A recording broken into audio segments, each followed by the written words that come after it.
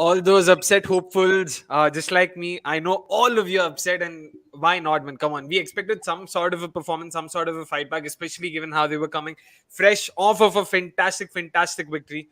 Unfortunately, that wasn't to be the case. New Zealand dominating just like everyone expected them to, and they continue to be just very clinical. Nikhil, by like, how do you beat the New Zealand side in World Cups, man? Like, why do they seem so difficult to beat? Because bilaterals mein to lagta hai, अरे यार ये क्या कर रहे हैं? But they just completely sort of show their best possible, version come World Cup. How do they do that? I mean, today they gave Afghanistan many chances. Afghanistan just didn't open the door for themselves. There's like, नहीं चाहिए, हमको जीतना ही नहीं, हमारा plan ही नहीं है जीतने का. So maybe it was something like that because, I mean, the very first or second over, you had Rahmat Shah drop a catch, and then it's just sums up the entire day. They were just not there. So many missed chances, stumpings missed, and simple catches missed, and then you bat like you want to bat for stumps. How is it helping batting at a strike rate of 58, 3 days of 280? And then that end was bowling, the bowling management. I mean, we talked about New Zealand not doing mistakes. Today they did. But Afghanistan, we were like, Arey, how did you make a mistake? Wait, don't worry. We'll give you more. Please play. So, see, I usually don't, go or feel that strongly about teams, but I feel there's a lot of potential there. I mean, we have been harping about using players better. Omazai bowled 1 over, got 2 wickets in that over. How is it hard that for you to not see that talent and not stick to the template that okay, let's give 5 overs. Arey, stop that. Now, for once, at least cater to the game. I mean, whoever is taking that call, you saw the frustration was evident with almost everybody after a point. And you elected to field first. Just the game prior, you got yourself a good score and you defended it. And by no ways, I mean, the dew never came in. Everybody's waiting for the dew, but dew is like, where, when has the dew come so far? So it's just too many control levels that they didn't do. So sorry you asked me about New Zealand, but I think New Zealand gave Afghanistan enough chances, but just a day to forget. And what were your takeaways? I mean, in terms of how Afghanistan fared today, not that we surprised, so to say, a New Zealand win was coming, but because given the recency bias of Afghanistan just having defeated a side like England, they were expected to come up with a good performance. Of course, the fielding was just extremely lackadaisical. They were just like, it seemed like they didn't turn up. Nikhil mentioned a couple of catches dropped. In fact, if I'm not wrong, Rashid had 2 catches dropped in consecutive overs. This is not the kind of effort that you would expect from a side that's looking to beat a top-notch New Zealand side. So what did you make of today? How did you see Afghanistan? I mean, why do you think Afghanistan fared so badly, barring the fielding, that is, of course? Yeah, I mean, I have to agree with Nikhil in with the fact that I think Afghanistan made a blunder at the toss. First of all, they should have opted to bat first because ultimately you should basically back your strengths. You should see what is your strength, what is my best chance of winning the match, what is my best method of winning the match. That is what you have to look at, and not look at, oh, okay, last 3 matches at this venue have been won by the team chasing, so we will also chase. That's not how it works. Like, honestly, can you even remember any time, not even in ICC events, but in general, Afghanistan doing good chases? It doesn't happen at all. And if you talk about all upsets in general, apart from low scoring upsets like where less than 200 has been chased, the only upset in which more than 250 or a big score has been chased, I can remember, is Ireland pulling off the 300 and odd against England in 2011. That is an extraordinary upset, but it is very rare. Usually the template for teams, especially teams which rely on spinners and teams which have batters who bat at a strike rate of 70 and 80, their template is to bat first, put on a par or slightly above or below par total on the scorecard, and then choke the team in the second innings. And we are seeing time and again in this World Cup, teams are just assuming that, okay, dew factor will take place, dew factor will play a part, but the dew factor is not affecting the game enough at all in the second innings. Even if there is dew, the slowness of the pitch is still intact, and the dryness of the pitch overpowers whatever dew is there. I mean, you saw in that England-Afghanistan clash as well, there was dew, of course, but still the pitch had slowed down enough, scoring had become really difficult, and that ultimately aided the team that was bowling second.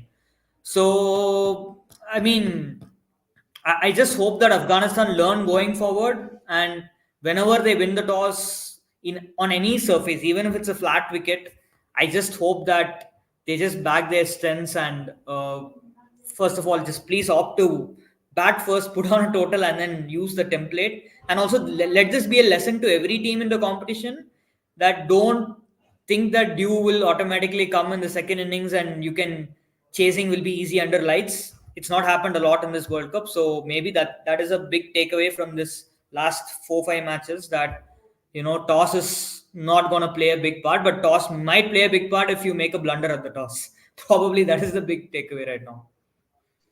Since both of you have mentioned so much about Dew, so do you think the general rule of thumb for sides going forward should be that Dew wouldn't play a role?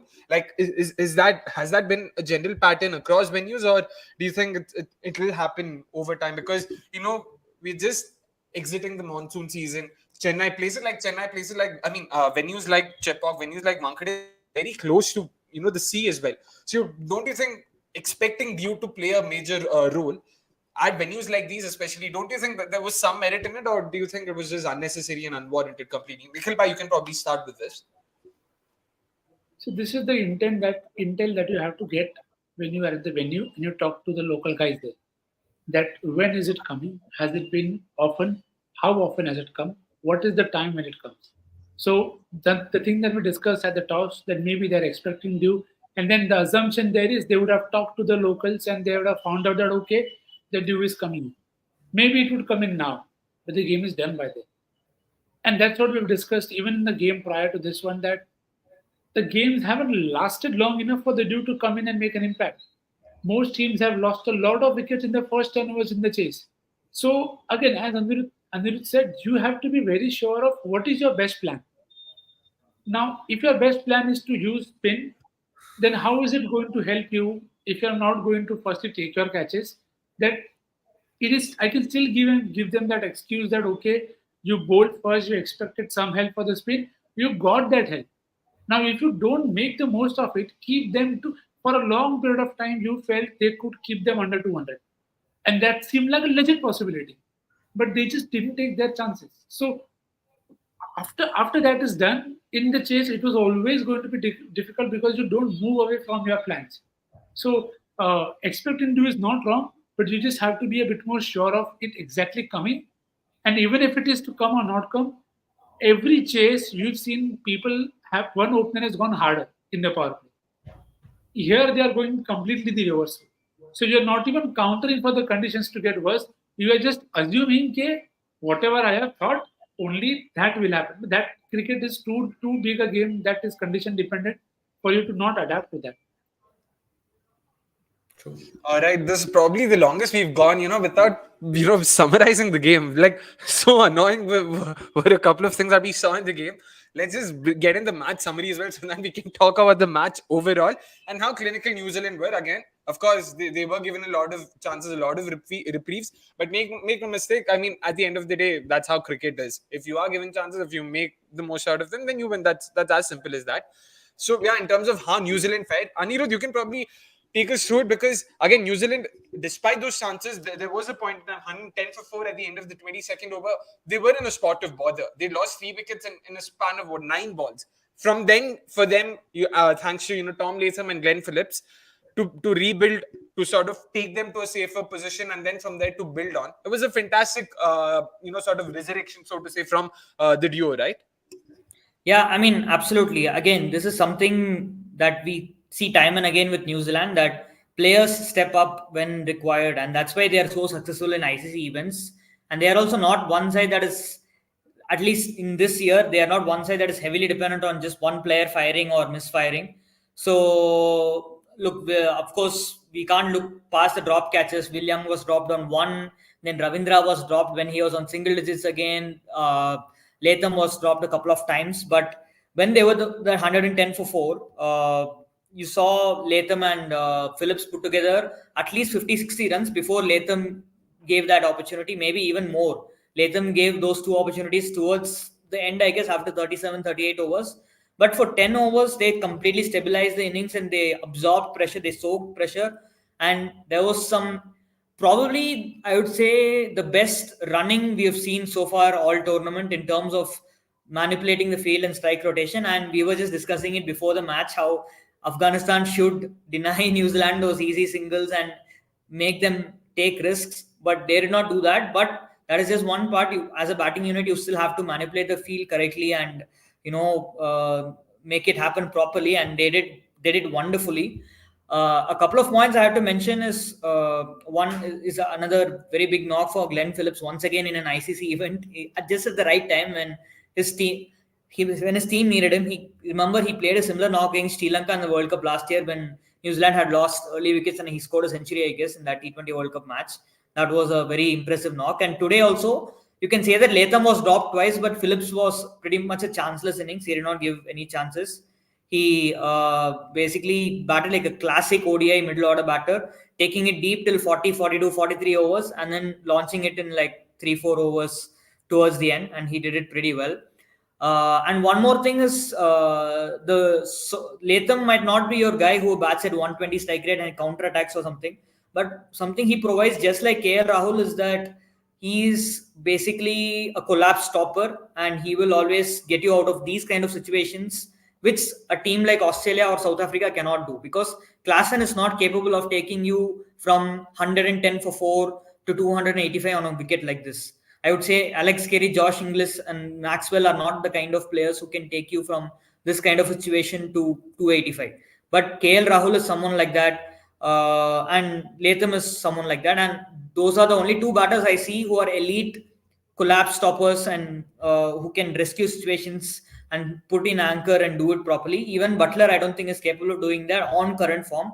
Maybe he has done it a lot of times in the past, but again he's batting probably one position too high, but that's for later.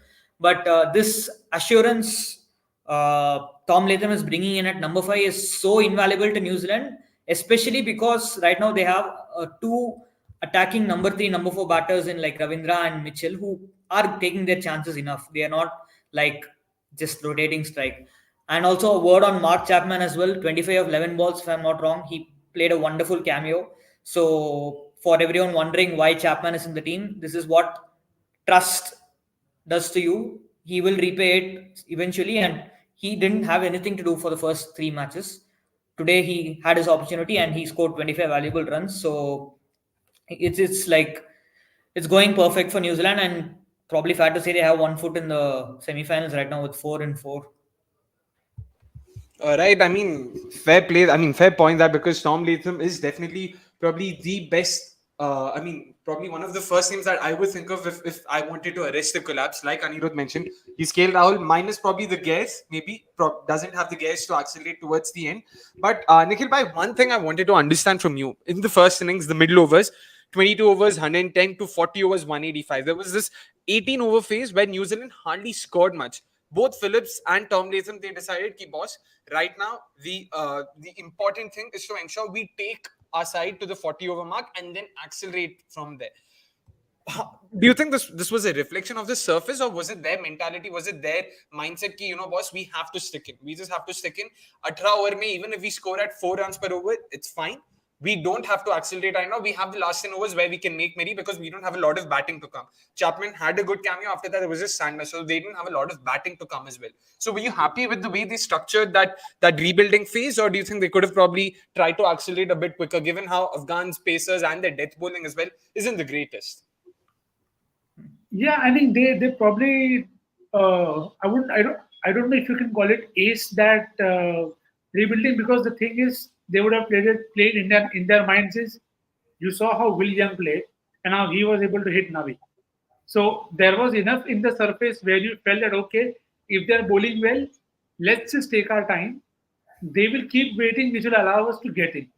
And once we get in, we have enough people down the order who can still give us that perfect finish. Now, on this day, after those wickets, they would have felt that, okay, something around 260 maybe par. But even for that 260, you can keep for that 80 runs in the last 10. So then, if you suddenly look at it, it is not a lot to get to. Because as you said, it's from 110, if you're aiming 260, you actually need to get to 180 only. So you see that maths entirely pans out in a perfect way that you don't have to risk a lot because you know this is their best chance to come back in the game. So they were happy to wait. Where I do feel, Shairi missed out a trick was probably the lengths that Afghanistan spinners bowled. They were way too. They were also waiting for the mistake to come, and they were more than happy to wait for Afghanistan to work. So it was like Afghanistan had to keep looking for wickets, which I don't think they did. Uh, I mean, Hazmatullah bowled a good spell, but see, it's that area where most teams have struggled at. Australia had a good partnership. Pakistan had a good partnership, but there were sudden wickets for every team who has gone on to win the game in the second half. So that never happened with Afghanistan, and that's where I feel they'll go back and reflect that we may have kept them down, but just keeping people down is not going to be enough, especially while bowling first. I mean, this is almost become like a broken record that every game they are saying the same thing that when you're bowling first, you have to keep looking for wickets because the moment you start to wait, the opposition is then planning this much better. And when you know your end overs are not your strengths, it is not going to help you.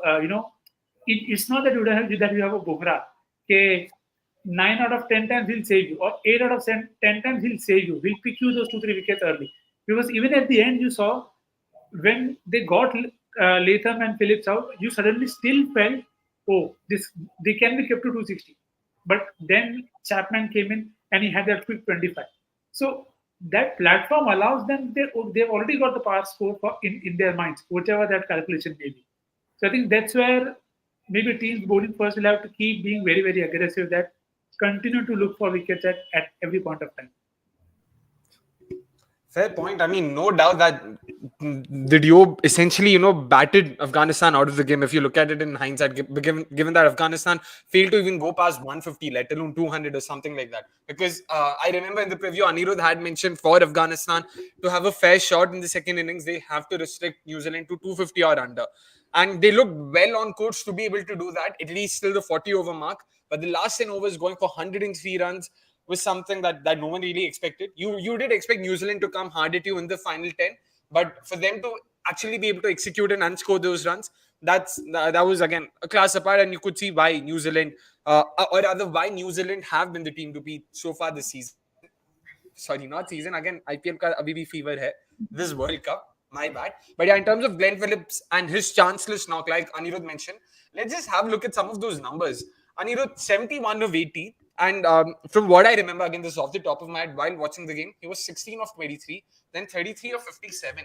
So there was, again, this phase by strike rotation, yeah, but there was a phase where he also ended up dotting a bit too much. And like Nikhil Bhai mentioned, maybe that was the calculation always. They always aim for 260, 280, that kind of total. So they were always on track to that. But again, from 33 or 57, to be able to go to this extent, I mean, 38 in the last 23 balls, given the kind of surface they were playing in and given the kind of bowlers they were facing, a commendable knock, right? Like, is there anything that you would add to this? Because New Zealand have played all, like, they won't be playing again in Chennai. They'll be moving on. They'll be playing faster, quicker surfaces going forward. So, bodes well for New Zealand that Glenn Phillips has come good for them at the right time. Yeah, I mean, absolutely no doubt. Again, Glenn Phillips is someone who carries this reputation, at least in the franchise circuit, that he's a good player of spin. He can thrive on such surfaces. Although such stocks can be completely built on reputation based on 1 or 2 knocks, we know that. But still, this is the way he dug it out. It was impressive. Batting at number 6 in a format, let's be honest, he has not played a lot, and let's be honest, in this World Cup, it feels like 75% of the batters have forgotten how to play ODI cricket. They are just like throwing their wickets away, going too hard, and they've forgotten the art of constructing an innings.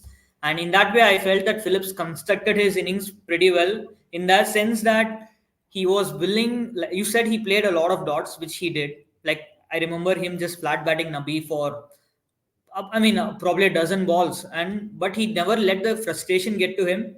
He never thought that, okay, this is 40 overs done, we are only 185 or whatever, should I slog? He never ever got into that mindset. He was like, okay, this is a slow pitch, let me do it the conventional way, and he knew that he could eventually put away the bad balls whenever they come, which obviously they will come. It's not like any team is gonna bowl a flawless death over spell, and he did do well, very well, to put away the bad balls as well. And even you can say that the ball he got out to was one he should have hit for six. Probably it was a slower ball, but it was, he picked it and it was waist high, and he could have hit it for six. But nevertheless, a great introduction to this World Cup for Phillips, just at the right time, because he's already had confidence with the ball. He will obviously be always be live wire with on the field, but now with the bat, 2 games in Dharamshala. I think they have 2 games in Bangalore remaining out of the next 5 games. They have 2 in Dharamshala, 2 in Bangalore. So those are all 6 hitting venues. If Phillips can be in good form, it bodes well for New Zealand, definitely.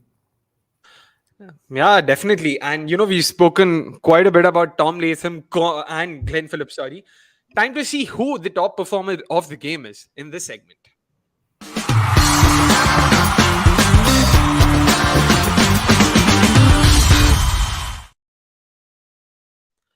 Right, yeah, we know both of them played a couple of really, really, really good 50s. We also saw how New Zealand's bowlers fared. Nikhil bhai, let's start with you. Who do you think? I mean, who is not who do you think? Who is your top performer of today's game? Yeah, I think it has to be Glenn Phillips. Clearly, again, Anirudh touched most right points for him. That only his third ODI 50, he would have wanted that knock to get in. He's been doing well with the ball. I mean, there have been people who are trying 100 variations to get wickets. He's just bowling normal off spin and just keeping it on the stumps and taking wickets. But today he came good with the bat, and I think it ticks a very big box for New Zealand that they are only getting stronger in terms of most of the boxes guaranteed. So today would have been the perfect day for them to have Latham and Phillips, save them, and with the Chapman finish. So this is as good as it gets in terms of as a team. And you again had Sanders taking wicket at his home ground. So I think it was as good as New Zealand would want to get after that start. That when you lose Conway early, and must not comment on that the dismissal not given out on the field, because it's not worth. Let's not go there. It's only Aussies that get the wrong decisions, it seems. अरे, मेरे को लगा ये how long will it take for Anirudh to start? Yeah, then let me say the better, like Nikhil bhai said. But Anirudh, what about you? Are you sticking to Glenn Phillips as your top performer of the day, or do you have another name in your mind? Obviously, you have to go for Glenn Phillips because of the kind of wicket that that the match was played on today. But I would like to give a shout out to the little spell towards the second half of the power play from Matt Henry, where he took Gurbaz's wicket and then he bowled 2 maidens in a row. And I think after Afghanistan had got off to like 27 for no loss in 25 for no loss in like 5 overs or something, in the next 5 overs of the power play yielded just 3 runs for 1 wicket or 2 wickets. So that was the phase where New Zealand won the match completely. Like they were already like 60 or 65-35 favorites, but after that they were like 80-20 favorites once Gurbaz and Zadran departed. And Henry, we know that he hits that length, keeps hitting that corridor outside off, and he keeps testing the batters, and he has both the ball that nips away and comes back in, and he's proving to be deadly even on these kind of surfaces where there is variable bounce, where suddenly a ball can hit the wicket deck and seam in sharply, which is what happened with the Gurbaz dismissal. So Henry I think he's the highest wicket taker in the World Cup right now, or Santner might have passed him probably. He took 3. Yeah. So he's the highest wicket taking pacer then, I guess. So New Zealand have 1 and 2 basically. So it's great because people were doubting whether Henry would be able to do it in the subcontinent, and all his previous records have been created in New Zealand or in England, Australia. People did have their doubts over Henry's ability to succeed in Indian conditions, but fair to say, I think he's been, along with Bumrah, probably the best new ball bowler in the competition. Probably won't be an overstatement to claim that. Big words, those. But Anirudh, there's one more pacer that I want to ask you about is your X Factor, who you'd mentioned before, please. Lockie Lockie Ferguson. 7 overs, 3 for 19. The numbers do show that he had a pretty decent outing, to say the least. How happy were you with his spell? Like, was it a reflection of his good bowling, or do you think Afghan batters, as expected, struggled against that extra pace? I mean, can't blame them because we saw it coming. I guess they have never faced paces of this pace before, or regularly at least. But wonderful to see Ferguson once again, showing his old self, banging into the surface, and some of the overs were like hostile properly. Like that dismissal by Santner took a catch. I think it was Shahidi, Yeah. right? And Yeah. I think even Rahmat Shah got hit on the helmet, but I'm not sure if it was Ferguson or someone else who hit the helmet. But still, brilliant performance. I mean, I was checking his pitch map. He did not bowl a single over pitch delivery. Everything was short, back of a length, and even shorter. So going forward, 2 matches in Dharamshala, which has been the highest, provided the most bounce of all surfaces in this World Cup so far. So Ferguson will have to be careful in the sense that he has to find his lens again properly, because if he bowls these lengths in Dharamshala, it's going for 6 wides probably. So he has to recalibrate his lens. But again, another box tick, like Nikhil was saying. They have Henry, Bolt, now Ferguson, Santner. Four of their main bowlers are performing as well as they possibly can. So this is they are peaking at the right time as well. So it's too good to be true for New Zealand. Let's see if what happens in the second half of the tournament. It's suspiciously good for New Zealand right now. So if I were New Zealand, I'd be slightly careful because things are going too well. So Yeah, case of peaking too early, probably. Let's hope that's not the case for Kiwi fans' sake, at least. But since you mentioned hostility, today Ferguson to Shahidi, and in the previous Afghan game, Markwood to Nabi, both the deliveries, it's just sort of the way it hit the batter's sticker. Oh boy, I mean you know that the batter is very uncomfortable facing that pace and bounce. But yeah, it'll be very, very, very spicy. It'll be a very spicy contest, on Sunday. New Zealand versus India, Dharamshala. New Zealand have three really good informed pacers in their attack. And if they get to bowl first against India, I want to see how the Indian batters, go about trying to negate that New Zealand pace attack. But yeah, final segment for the day. Let's talk about the turning point of today's game.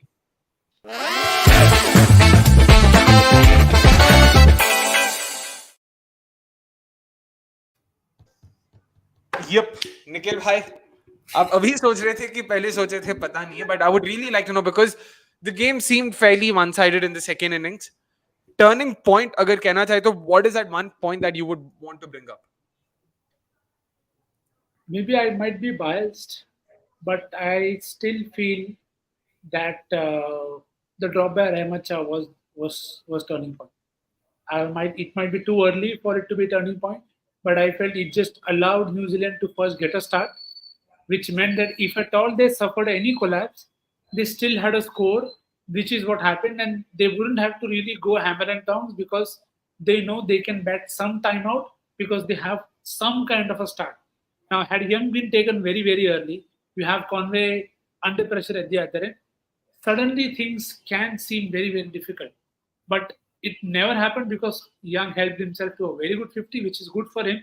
I think 750 for him in this year itself. So kudos to him. But I felt getting Fazal a early wicket. And then Mujib also had a drop of Ravindra. So I just feel you are always then you knew that even Afghanistan is feeling that we have dropped a few catches. Let's try and catch up. Let's try and catch up. And that I don't know how much thought process had gone into giving that over to Azmatullah. Shahidi would have not given it, and it would have still ended up being somebody else taking just 2 wickets. Who knows? So maybe it's just the lack of trust that I have developed now in terms of his usage. But yeah, I felt it was that early drops only that. Uske baad you're always playing catch up. All right, Anirudh, what about you? Because Nikhil Bhai has gone for a very, very, very early point in the game, not just the innings. Like was that the first over of the first innings that you're referring to, Rehmatshah's drop? Yes. Second over. My Second bad. over. What about you, Anirudh? My turning point is when Shahidi opted to bowl first. I think that is the turning point. मैं बोल रहा हूँ निखिल भाई काफी पुराने खिलाड़ी काफी पहले गए. Anirudh was like, wait, hold my beer. I'll show you what it match is. चालू होने के पहले टर्निंग पॉइंट हो गया. I mean, in all seriousness, I mean, you can't overlook it because it's just, I mean, I still can't fathom the decision. It just makes no sense, especially if it's okay if Afghanistan are a strong chasing side. They are not. And even if New Zealand had been bowled out for 200, right? I mean, even then, I think Afghanistan would have had it really difficult, found it really difficult to chase the target down. And one more thing I just want to say is that I'm just continuously baffled by sometimes how Afghanistan's middle order batters approach an innings. It's like they play for Sometimes, some, sorry, sometimes yeah, all the time, except for the odd occasion, probably. But it's just like they play almost thinking we need to first, our target should be 230, and then everything else is bonus. It's almost like that same mindset in every single wicket, every single surface pitch, even while chasing. That's even while chasing 300, they're playing like that. But it's just that, like we were discussing it in the pre-match show as well. Like the game has moved on from batters like Rahmat Shah and probably Shahidi as well, and I can't blame them too much because the surface had also slowed down. But I just but want to see Afghanistan for once be like, it's okay if we get 130 all out in 20 overs, but we will go and try to win the match. It's okay if we get all out for 85, trying to post 400 batting first, but we will try to post 400. I mean, I just want to see them with that mindset, come out with that mindset, because they've played 3 World Cups now. They've lost what? 1-2 and lost 18 or something like that. Even if Afghanistan get all out for 45 something, nobody is going to shame them, because ultimately we know that they are not supposed to win all the matches, and they're not going to be criticized for losing matches. So why not take the ultra positive option and have winning as your first priority, and you know what to do to win on these kind of surfaces. So that's my biggest disappointment with Afghanistan. 3 World Cups on, that still they tread on the side of caution. Maybe once they get more young batters in, that might change, because the batting lineup is still old compared to the bowling lineup, I which is young. actually feel even more strongly about that after having seen that chase against Sri Lanka. You Yes. see the strike rates in that game. That day, Rahmat Chan was able to hit over mid-on, hit over long on. I feel it's all about intent. You have Yeah. played enough cricket to be able to find a way out. And what otherwise is the point of you playing all the games that your country has played if you're not able to adapt to the deck? Or if you feel the decks are such that it's going to get harder, it makes even more sense for you to go hard because it will only get tougher for the guys to follow. So I True. think more than not wanting to or not having that game, I think it's just been very rigid, and that comes with everything that you see with them, whether it is their plans, whether it is the strategies. If you were able to chase that score in 37.1 hours, you cannot tell me that you don't have the gears. You have the gears, you can bat at a good rate. It's all about you wanting. The moment you start wanting to do something, things will happen. But the problem is you just are not wanting to get into those positions. So maybe I don't know whoever is taking those calls there. Jonathan can have a word with the two seniors. I mean, you kind of expect these things to come from the seniors first. That we are the guys who played a lot of cricket. Let us be the guys who do the tougher role. But here, it's entirely that Rahmat, whatever Rahmanullah and Ibrahim will give us, let's see where we get from there. It's not how it's going to work, right? You are True. the seniors, and again, and I'll be very honest, had I not seen that chase and see them bat at that strike rate, I wouldn't ask for that. But you've shown time and again that you are able to do it. So if you're able to do it, just give it a bit more go. As you said, what is the worst that will happen? You'll probably lose 5 hours earlier. That's fair. At least you'll have a chance to stay in the game. True. Fair call that. And in terms of how Afghanistan have failed, and that Sri Lanka game, man, I'll not forget that game for a while because Nobody should. really was. And also the fact Importantly, that Afghanistan should. we are But all so disappointed by Afghanistan losing to New Zealand, or losing this way to New Zealand, is credit to them, because we have belief, faith in them that they have potential. They can do something actually. It's not like we've seen like what so many years of Bangladesh disappointing year after year, we don't have faith in them anymore, probably. But Somesh doesn't for sure. I don't know about Afghanistan, others. exactly, but Afghanistan are not like that because we see that look, there is a clear X factor in this side that if it used properly, they can beat the best team even on their day. But the fact that certain tactics are holding them back is very, very frustrating to watch as a neutral or someone that supports underdogs in general. It's just like it's very frustrating to see that they are being held back by their own attitude. It's just that some fear of failure, probably. I don't know what's that, but they need a McCullum to unlock their potential. Maybe I don't know. Wow. Just They giving had an to go example. from short to McCullum. Yeah. Wow. Exactly. Right. It's like the England Fear of of 2018. failure.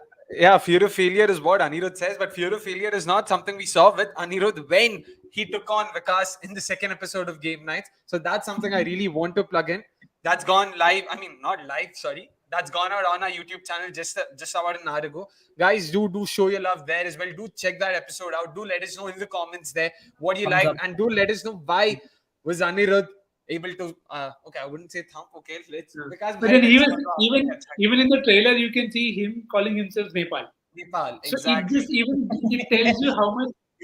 See, I mean, a lot of people look at a lot of preview reviews and feel that okay, why are you expecting so much? But that's exactly the point. That if there are people who genuinely feel, and it comes out of passion and belief on the team that we feel that okay, there is things. I mean, we have all been screaming about Omar Zai earlier, using Ibrahim Zadran well, but the matches are all troubling. Guruba's numbers in second innings aren't great. So what is being done to correct that? Ibrahim Zadran now has even worse numbers against left arm pace.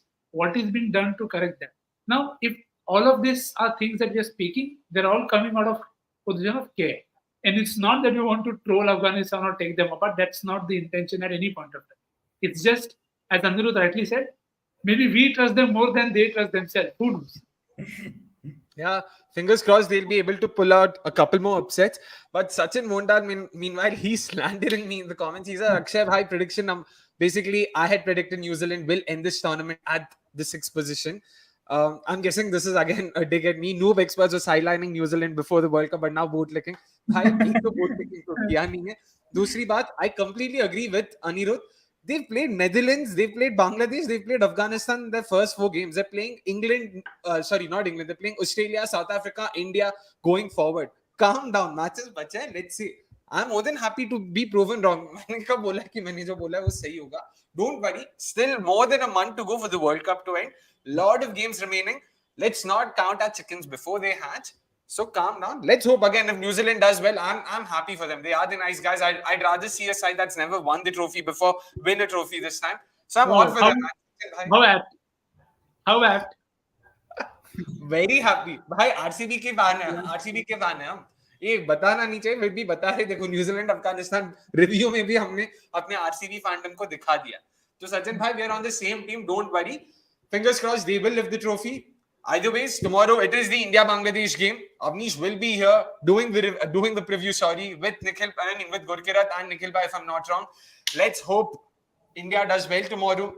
Guys, make sure you've hit the like button here as well. Make sure you've subscribed to us if you haven't already. And guys, also please make sure you check out the Game Nights episode that's come out today. Do check it out. Do let us know how you found it. And yeah, Anirudh, see you soon in the office. Nikhil, thank you so much. It's been great talking to you guys. Bye-bye. Cheers.